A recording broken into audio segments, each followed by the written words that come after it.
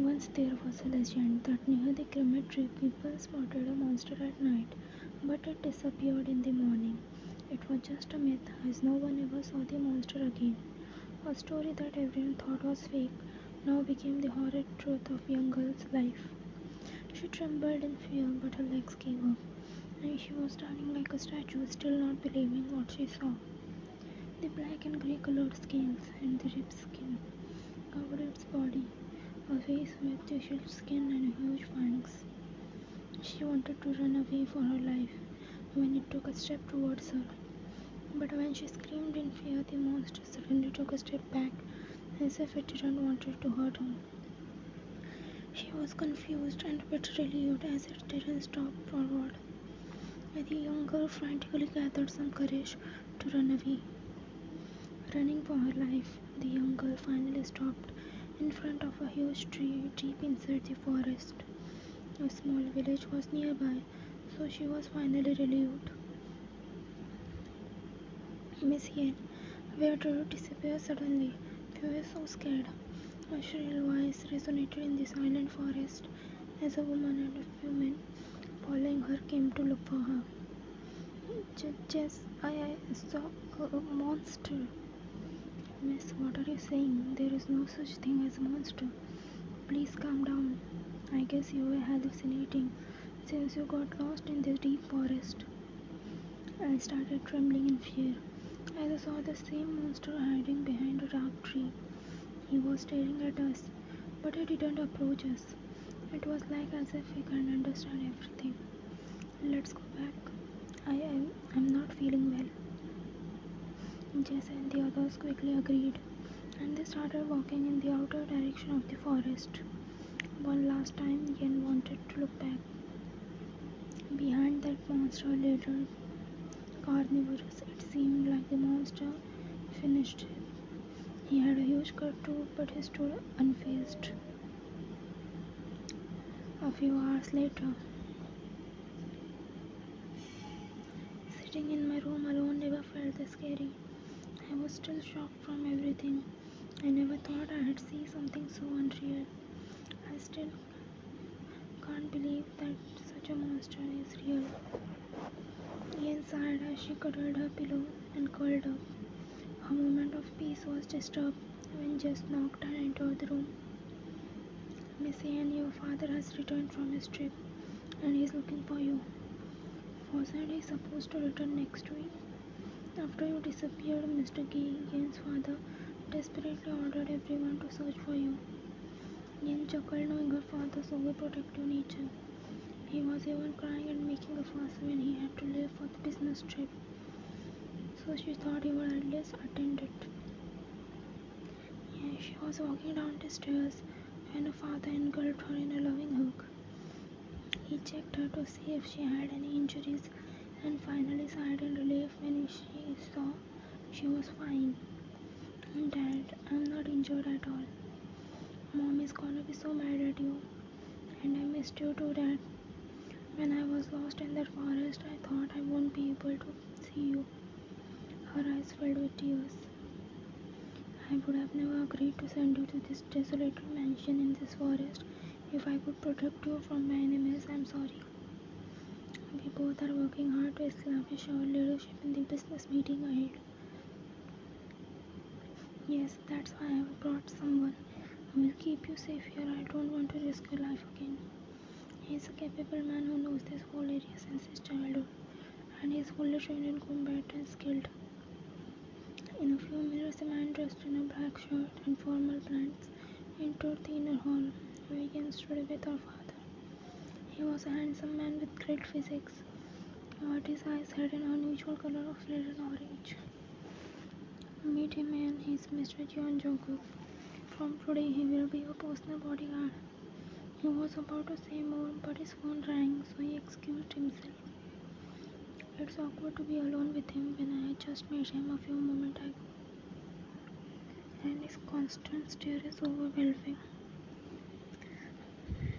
His physics is so great, and I can literally see how the right buttons are fighting to be in their place.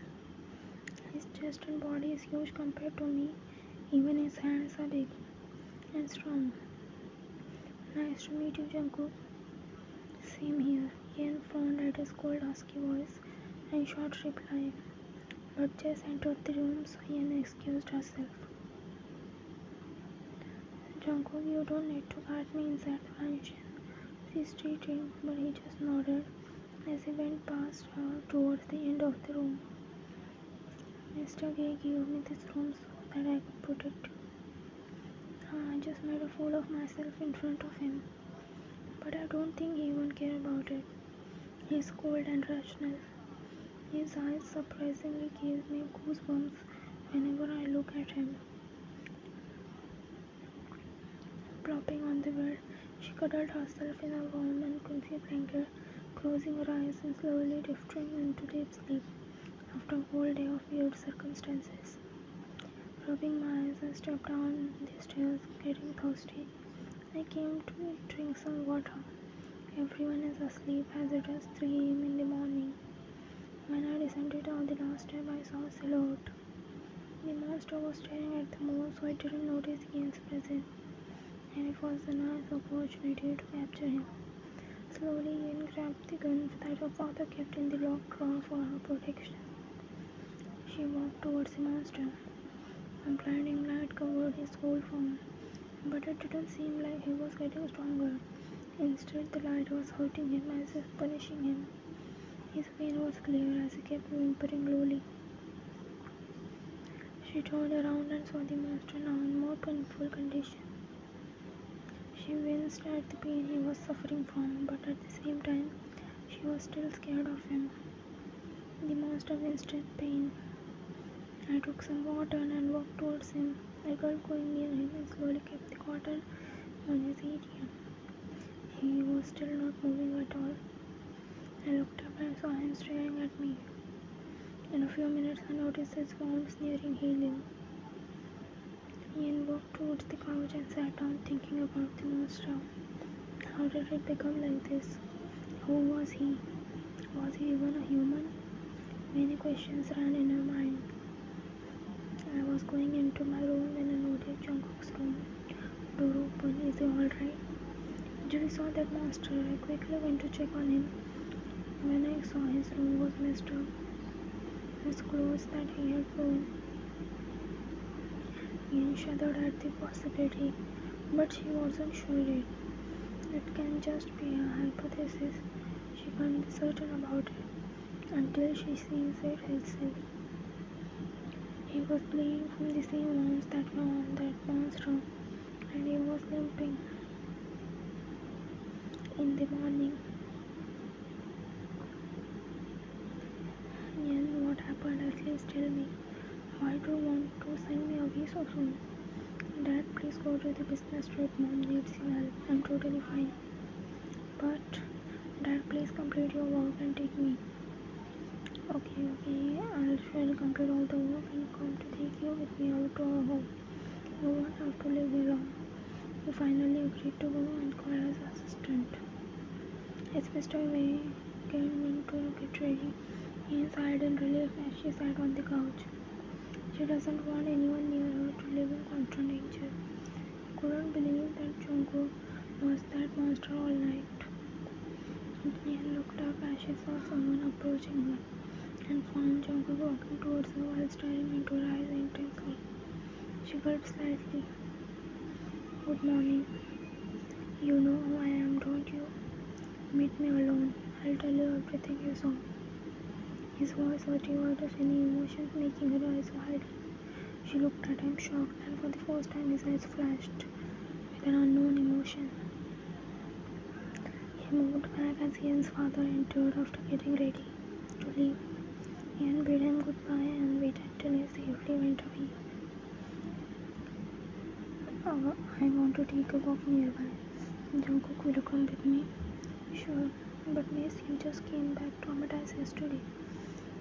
It's fine, I'll be back soon. Walking towards the lake side, they both stopped. Ian looked at him with a questioning gaze, eager to get answers. Jungkook sighed for a moment and looked at her. I'm the monster you saw yesterday. I have been living in the forest since my birth. I was born as a normal human, but after a few days I experienced abnormal growth. I was a normal kid in the teen, but when it turned dark, I would turn into a monster. As you saw yesterday, I am forced to endure the pain moonlight gives me. At first I didn't understand what was happening to me, so I searched everyone to find any answers, and they all found that my birth was cursed, as I was the child born to a demon and a holy being. I was a huge sin committed by them, so I atoned for it every day by living my life as a monster. And they loved each other deeply. And then you aren't a sin. It is possible to end this curse. Only my death can end this curse, but I can never end my life. And this body has self-healing powers. You have self-healing powers from your mother. I tried to control my powers, but I haven't awakened my own powers, so it goes on rampage whenever I try to control it. How can you awaken your powers? And do you know how to melt a heart? Yeah, but it will never happen, so that is possible. You won't know if it will work or not until you try it. Nothing is impossible in this world. I need to fall in love to melt my heart, but how can I fall in when I don't even have a heart? He took a deep breath as she unexpectedly pulled him closer to her. She slowly leaned closer to his shocked face. You have a heart more pure than humans. Don't you dare lose hope. I'll make you fall in love with me. You don't need to do this. I'm just a monster. I'll go away from your life as soon as you leave this forest. Until I am here, I don't want to regret it. Why will you regret? It will not be your fault if I don't break the curse. I'll regret letting the opportunity to date you go away. At first I was scared was you. I was thinking that you are here to kill me. But now I know that you have gone through a lot. I don't want to make you suffer anymore. You have saved me. And Jungkook stood speechless at her words. He never thought he would hear such comforting words from a human who has seen his monster form. She is different. 6 years later. Mama, Dada, wake up.